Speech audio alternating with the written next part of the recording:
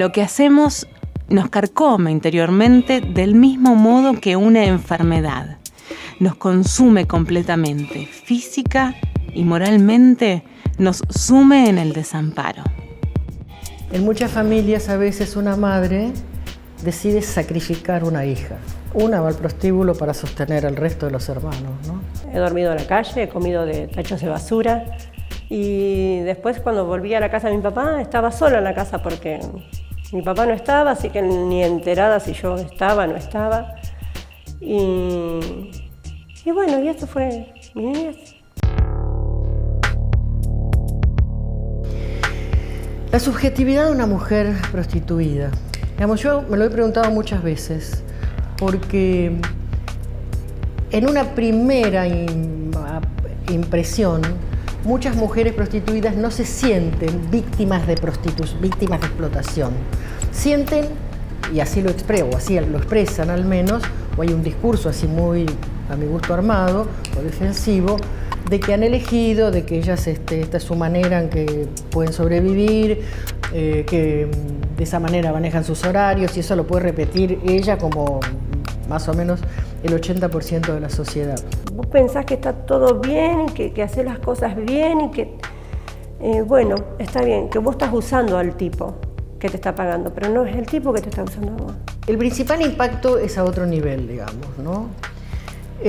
Algunas psicólogas hablan de estrés postraumático. Yo encontré otras dos maneras de encarar la problemática que me parecen mucho más interesantes. Una está, bueno, lo puedo ejemplificar con Michelle Hubert, que es una experta en el tema alemana. Es la directora de una institución que se llama Trauma y Disociación. Ella plantea que la principal situación, el principal impacto es una dificultad para integrar los distintos niveles de la persona, digamos. Una persona prostituida que tiene que soportar que la penetren 10, 20, 30, 5, 48 tipos cada día, cada noche, 7 veces a la semana, 30 días al mes, tiene que vencer toda una serie de cosas que más o menos casi todas las personas tenemos, ¿cierto? Bueno, asco, vergüenza, cuestiones que tienen que ver con algo que es penetrar en la propia intimidad de su propio cuerpo. Entonces, que esto produce una necesidad de escapar de esa situación, aunque sea mentalmente.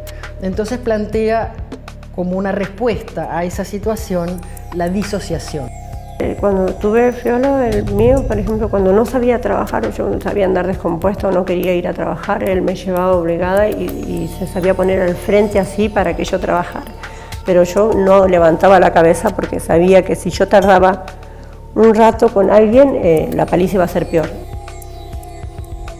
Más interesante aún, es un trabajo que hizo una médica francesa, se llama Judith Trincart, que trabajó en un centro de salud de París, en las afueras de París, en los suburbios, y ella lo que notaba era que al centro de salud que ella atendía, ella como médica atendía, las mujeres prostituidas no venían nunca, y cuando venían ya estaban más o menos al borde del coma, ¿no? O sea, tenían una enorme capacidad, lo que ella después terminó investigando, es su tesis de doctorado, terminó investigando que tenían una capacidad de soportar el dolor.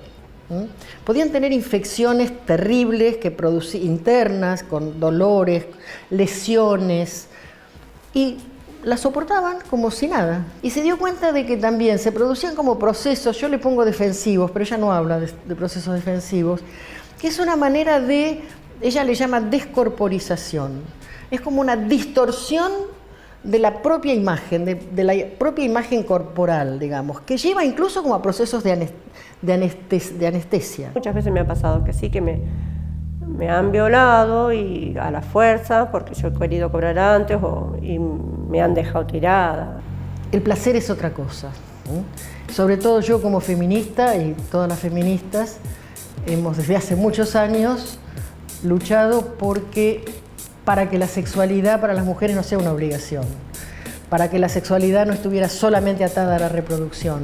O sea que hemos tratado básicamente que la sexualidad no sea ni solo para la reproducción, ni solo al servicio del varón, de nuestra pareja, aún casada.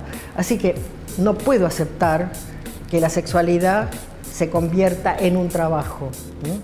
Porque eso también sería como convertir como pensar que con la sexualidad se puede hacer cualquier cosa. Yo muchas veces, quise quitarme la vida por lo que hice, o por cómo me trató mi marido, o por las palizas que él me daba. Si el Estado acepta la prostitución, está aceptando que las personas se pueden comprar y vender, o sea, que el sexo es objeto de compra. La responsabilidad del Estado tiene que ver con cambiar la cultura.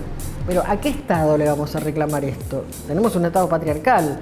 Hasta que no minemos un poco las bases del Estado patriarcal, va a ser muy difícil cambiar esta cultura que de alguna manera va creando subjetividades por parte de las mujeres de una sexualidad al servicio de los varones, una sexualidad que tiene que estar sometida a su propio deseo. El pasado siempre vuelve.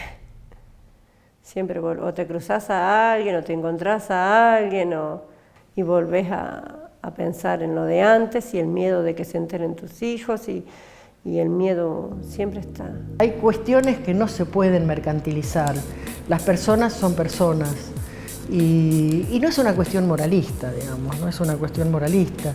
Es una cuestión que tiene que ver con cómo pensamos la sociedad, cómo pensamos la humanidad, cómo pensamos que queremos, qué tipo de sociedad queremos, en qué tipo de sociedad queremos vivir.